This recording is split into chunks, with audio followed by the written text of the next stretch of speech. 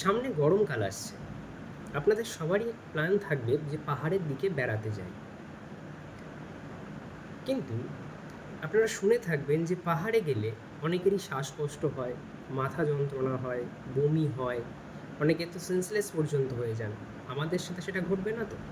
এই ভয় আপনারা অনেকে পান। তো কিছু টিপস এবং মেডিসিন ফলো করলে আপনারা এই বিপদের হাত থেকে বাঁচতে পারেন।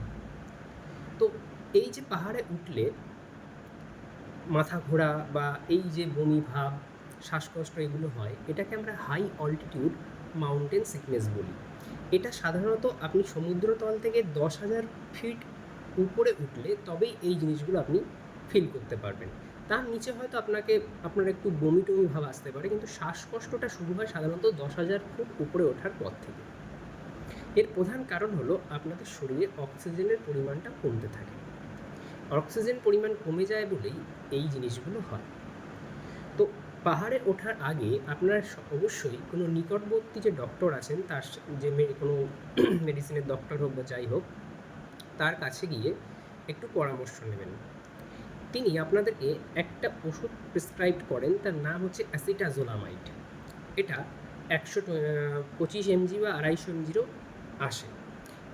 এর ডোজটা নির্ভর করে আপনার বয়স, ওজন এবং আপনার শরীরের অন্যান্য কন্ডিশনের উপরে ভিত্তি করে ডাক্তার আপনাকে প্রেসক্রাইব করেন। আপনি নিজে থেকে কিন্তু এটা কিনে খেতে যাবেন না, হিতে বিপরীত হতে পারে। অ্যাকচুয়ালি এই ওষুধটা পাহাড়ে ওঠার 1 সপ্তাহ আগে থেকে আপনাকে দিনে 2টো বা 1টা করে, সেটা ডোজের উপরে নির্ভর করছে, আপনাকে খেতে হয়। এবং যতদিন পর্যন্ত আপনি পাহাড়ে থাকবেন ততদিন পর্যন্ত এই ওষুধটা আপনাকে খেতে হবে। তাহলে দেখবেন আপনার এই যে হাই অল্টিটিউড মাউন্টেন সিকনেস যেটা হচ্ছে, শ্বাসকষ্ট, মাথা ঘোরা, বমি ভাব, সেন্সলেস হয়ে যাওয়া, এই সিমটমসগুলো অনেক কমে যায়, চান্স কম থাকে। এবারে আরেকটু বিশেষভাবে আপনাকে সাবধান করি যে আপনারা চেষ্টা করবেন পাহাড়ে ওঠার সময় এক লাফে অনেক উঁচুতে উঠে না যাওয়ার। আপনি পাহাড়ে উঠতে যদি 10,000 ফুটের উপরে উঠতে চান, চেষ্টা করুন সেটা 2 থেকে 3 দিন সময় নেওয়ার। তাতে আপনার শরীর সেটা মানিয়ে নেবে। পাহাড়ে ওঠার সাথে সাথে আপনার শরীর লোহিত রক্তকণিকা বা আরবিসি নাম্বার বাড়ানোর চেষ্টা করে। আরবিসি নাম্বার বেড়ে গেলে আপনার এই অক্সিজেনের ধারণ ক্ষমতাটা বেড়ে যায়। আর আপনি যে ওষুধটা খাচ্ছেন সেটা আপনার শরীর থেকে অতিরিক্ত কার্বন ডাইঅক্সাইডটাকে বের করে দিয়ে অক্সিজেনের ঘনত্ব বাড়াচ্ছে। তো এই দুটো করলে আপনি অনেকটাই নিরাপদ থাকবেন।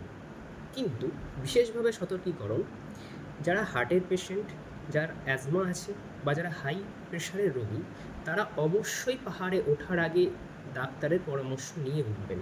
কারণ আপনাদের ক্ষেত্রে এই জিনিসটা আরও বেশি সিরিয়াস হতে পারে। অনেকের ক্ষেত্রে পালমোনারি ইডিমা হয়ে যায় বা ফুসফুসে জল জমে যায়, মাথায় জল জমতে পারে, সেটাকে আমরা সেরিব্রাল ইডিমা বলি।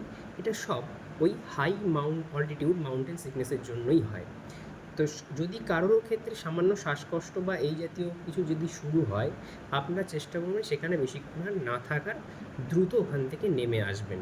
আপনারা মানে যদি শ্বাসকষ্ট শুরু হয়ে যায়, আপনি আর কোনো ওষুধের ভরসায় ওখানে থাকবেন না। যদি কোনো ওষুধ মেডিসিন আপনাদের সাথে থাকে সেটা খান, কিন্তু সঙ্গে সঙ্গে ওখান থেকে র্যাপিড ডিসেন্ট করুন, মানে ওখান থেকে নেমে আসুন। তাহলে আপনার খুব একটা বেশি ক্ষতি হবে না। নাহলে বেশিক্ষণ থাকলে এরকম কঠিন যেটা পালমোনারি ইডিমা বা সেরিব্রাল ইডিমা, এরকম অনেক রোগ হতে পারে, যেটা আপনার জীবনকে বিপন্ন করে তুলবে। ধন্যবাদ।